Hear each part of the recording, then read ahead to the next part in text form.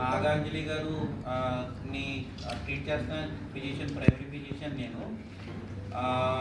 23వ తారీఖు సాయంత్రం 8:30 ప్రాంతంలో నాకు ఏంటిది ఫార్మసీలో అంజలి కొంచెం సడన్గా కొలాప్స్ అయిందంటే వెంటనే రండి అంటే కనుక నేను వెంటనే వెళ్ళి చూసేసరికి అంటే అప్పుడు మా క్యాజువాలిటీ స్టాఫ్తో మాట్లాడేది టైంకి సడన్గా ఏంటిది కార్డియో రెస్పిరేటరీ అరెస్ట్ వచ్చినప్పటికీ గుండె కానీ పల్స్ కానీ ఏమీ పనిచేయని సిచ్యువేషన్లో కార్డియో రెస్పిరేటరీ అరెస్ట్లో వచ్చిందని చెప్పారు.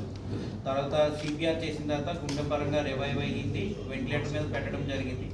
వచ్చినప్పటి నుంచి ఆ రోజు నుంచి కూడా మనకి వెంటిలేటర్ మీదే ఉన్నారండి.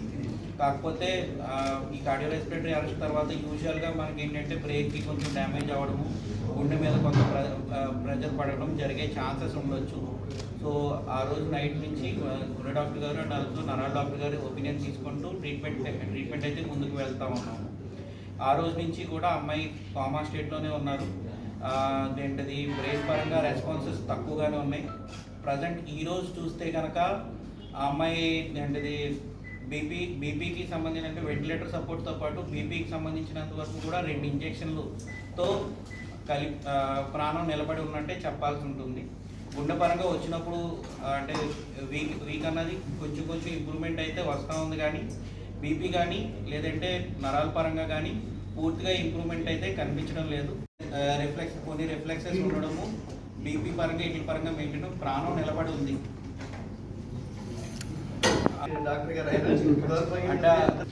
నేను డాక్టర్ శశాంక్ అండి, ఇక్కడ న్యూరో ఫిజిషియన్ని. అయితే తండ్రి సోమవారం పొద్దు నుంచి నాగాంజలి వస్తున్నాను. తను వచ్చినప్పుడు ఏంటి అంటే తనకి ఫిట్స్ లాగా వచ్చాయి. అంటే ఫిట్స్ లాగా రావడానికి కారణాలు ఏంటి అంటే బ్రెయిన్లో డ్యామేజ్ అవ్వడం. ఆ బ్రెయిన్ డ్యామేజ్ అనేది మనం ఫస్ట్ డేనే అడ్మిట్ అయిన రోజు సిటీ స్కాన్ చేయించాము. ఆ సిటీ స్కాన్ నార్మల్ ఉండేది. మరుసటి రోజు ఫిట్స్ రావడానికి, ఫిట్స్ తగ్గడానికి మెడిసిన్స్ అయ్యి పెట్టడం జరిగింది. అయితే 3వ రోజున మనం ఎంఆర్ఐ స్కాన్ చేసి చూసాం. అయితే 3వ రోజున చేసిన ఎంఆర్ఐ స్కాన్లో మాత్రం బాగా తీవ్రంగా బ్రెయిన్ డ్యామేజ్ అయినట్టు మనకి ఎంఆర్ఐ స్కాన్లో తెలిసింది. దాని ప్రకారంగా మనము మందులు అవి ఇవ్వడం జరిగింది. అయితే ప్రస్తుతానికి పూర్తిగా ఆమె కొన్ని వార్తల్లో వచ్చినట్టు బ్రెయిన్ డెత్ అయితే అవ్వలేదు, కానీ ఇంకా దానికి కొన్ని రిఫ్లెక్సెస్ అనేవి ఇంకా కంటిన్యూ అవుతున్నాయి. అయితే team of doctors from government hospital district collector గారు ఆధ్వర్యంలో పెట్టిన డాక్టర్స్ కూడా రావడం జరిగింది. వాళ్ళు కూడా గత 2-3 రోజుల నుంచి చూస్తున్నారు. మన ట్రీట్మెంట్ వాళ్ళ సలహా కూడా తీసుకుని మనము కొన్ని మార్చడము జరిగింది. అయితే నిన్న కూడా సిటీ స్కాన్ చేసి చూసాము. సిటీ స్కాన్లో కూడా ఇంకా బ్రెయిన్లో సివియర్గా డ్యామేజ్ ఉంది. అయితే ఇప్పటికీ మాత్రం బ్రెయిన్ డెత్ అనేది అయితే అవ్వలేదు. వరకు నేను కంటిన్యూస్గా ప్రాసెస్లో ఉన్నాను, ఫాలోఅప్లో ఉన్న వాళ్ళతో. ప్రతి గంటకి 2:30కి కూడా నేను ఫోన్ చేశాను.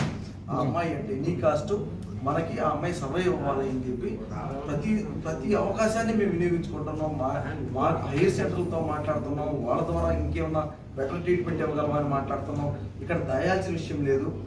సోమవారం మధ్యాహ్నం వరకు కూడా ఒక ఎమ్మెల్యే ఆఫీస్ నుంచి ఒక వ్యక్తి దీనికి ప్రేరేపితారు అన్నగానే సోమవారం మధ్యాహ్నం ఇమీడియట్గా మేము సస్పెండ్ చేసి అతను నిందితుడిని ఇమీడియట్గా దాని మీద కమిటీ ఏర్పాటు చేసాం. కమిటీ వాళ్ళ పని వాళ్ళు చేసుకోబోతున్నారు. పోలీసు వారికి మా వైపు నుంచి వాళ్ళు అడిగేటన్నింటికి కూడా ఎప్పటికప్పుడు సమాచారం ఇస్తున్నాం.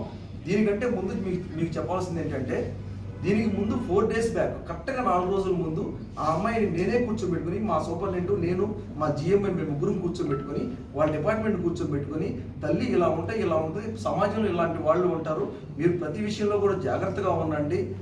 మీకు ఏదన్నా మా దగ్గర చాలా కమిటీలు ఉన్నాయి, మా దగ్గర రావడానికి చాలా అవకాశాలు ఉన్నాయి. ఇన్ని అవకాశాలు ఉపయోగించుకోండి, మీరు ఏ అవకాశాన్ని వదులుకోవద్దు, ఎవరికి భయపడద్దు మీరు అని చెప్పి 4 days బ్యాక్ కూడా జరిగిన సంఘటన జరిగిన 4 రోజుల ముందు కూడా మేము ఇన్ఫార్మ్ చేయడం జరిగిందండి. ఆ పిల్లలు పెట్టుకుని ఇదే హాల్లో మేము కూర్చొని చెప్పడం జరిగిందండి. వాస్తవంగా చెప్పాలంటే సోమవారం మధ్యాహ్నం దాకా కూడా మాకే ఆ రోజు ఒక అడిషనల్ ఎస్పీ మా దగ్గర సడన్గా హార్ట్ అటాక్తో రావడం, చాలా సివియర్ కండిషన్తో వచ్చారండి ఇక్కడికి. వారికి వైద్యం చేసే ప్రక్రియలో మేము 3-4 గంటలు మళ్ళీ దాని మీద స్టక్ అయిపోవడం. సోమవారం మధ్యాహ్నం నుంచి పోలీసులు రావడం, వాళ్ళకి ఎప్పటికప్పుడు వాడికి కావాల్సిన ఇన్ఫర్మేషన్ అంతా, వాడు ఎవడైతే నిందితుడు ఉన్నాడో ఇక్కడ, వాడు ఎక్కడెక్కడ ఉండొచ్చు, ఎక్కడే వాళ్ళ బంధువుల పేర్లు, వాళ్ళ ఆ అమ్మాయికి సంబంధించిన వాళ్ళు, అతనికి సంబంధించిన భార్య పిల్ల ఎవరెవరు ఎక్కడ ఉన్నారో అన్ని నెంబర్లు ఇచ్చి అన్ని విధాలా మేము పోలీసు వారికి సహకరిస్తున్నాం. మేము ఏది మాట్లాడినా కూడా ఆ అమ్మాయి తప్పుదారి పట్టించినటువంటిది. తర్వాత ఆ అమ్మాయి వ్యక్తిత్వాన్ని మనం దెబ్బతీసినట్టు ఉంటుంది. మేము నిజంగా బాధపడుతున్నాం. ఆ అమ్మాయి ఫోటోలు వీడియో దాంట్లో వచ్చి సోషల్ మీడియాలో వచ్చి ఆ అమ్మాయిని రకరకాలుగా ఒక్కో రకంగా మాట్లాడుతుంటే నిజంగా చెప్పాలంటే మనం అంత పర్సనల్ అసాసినేషన్ చేయకూడదు.